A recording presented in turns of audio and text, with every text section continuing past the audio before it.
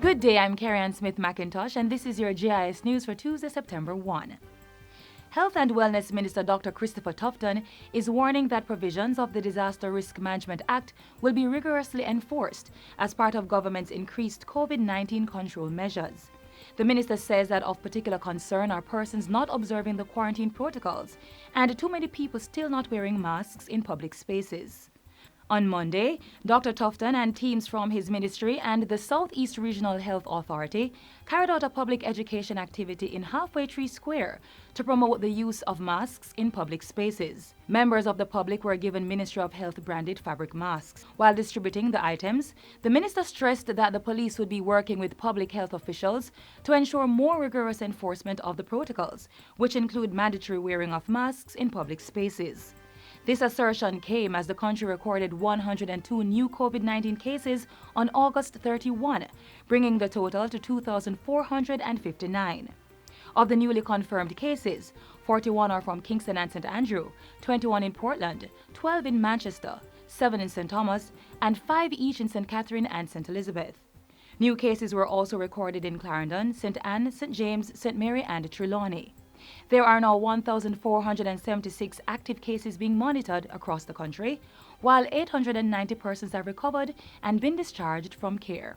Meanwhile, the Health and Wellness Ministry is reminding persons making application for travel to Jamaica that they must upload the required PCR test for COVID-19 to the JamCovid website. Permanent Secretary in the ministry, Dunstan Bryan, says incorrect submissions have created issues for travelers and delays in the processing of applications. Many persons are uploading tests that cannot be validated, and therefore we have had to decline or reject the application, and that poses challenge for the persons to get the boarding clearance that they need to travel.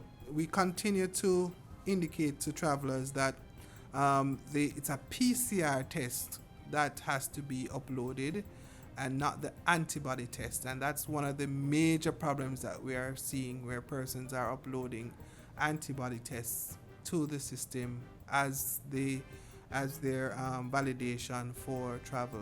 And Mr. Bryan was speaking at the ministry's recent virtual media briefing. He outlined that approval would not be granted where applications were reviewed and found to have incorrect submissions.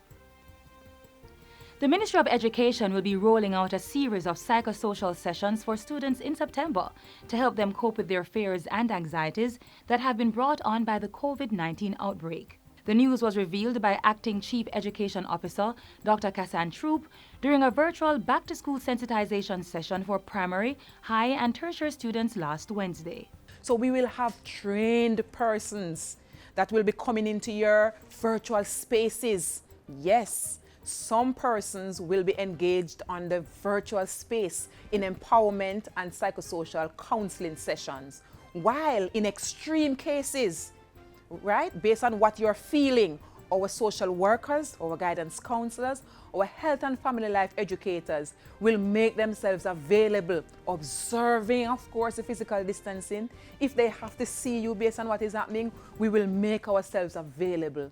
For primary students that are without guidance counselors, Dr. Troop says the ministry is working with the principals to make sure they have access.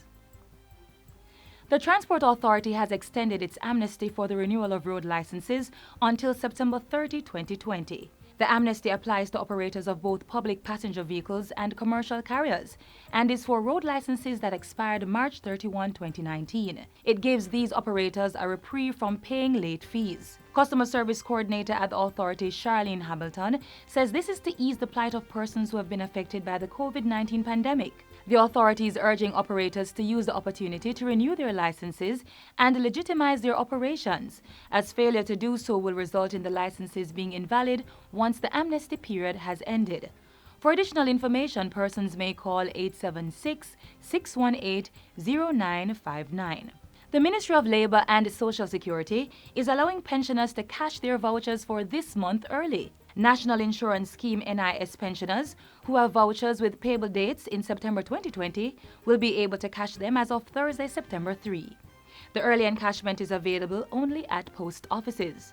Director of the National Insurance Scheme, Portia Magnus, says the ministry is looking at alternative payment options for NIS pensioners, as the National Commercial Bank has advised that it will no longer encash pension order vouchers.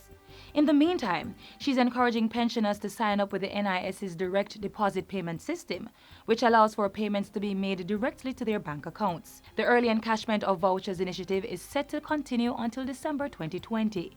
It is part of the ministry's efforts to ensure that pensioners have access to their benefits during the COVID-19 crisis. And finally, the Electoral Office of Jamaica, EOJ, says there was a 56% turnout for yesterday's Special Services voting for the September 3 general election. Under the Representation of the People Act, provisions are made for the police, military, and election day workers to vote 3 days before the rest of the population to ensure that they are available for duty on election day. The EOJ says it has completed sorting the ballots cast by these electors at 377 polling stations island-wide on Monday. Of the 46,777 Special Services personnel, 26,276 or 56% voted. This compares to a Special Services voter turnout of 63% in the 2016 general election.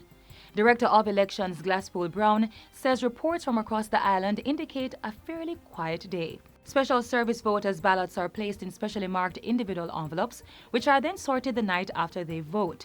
The envelopes remain sealed and vaulted and will be counted on election day, along with the ballots cast by civilian non-election day workers.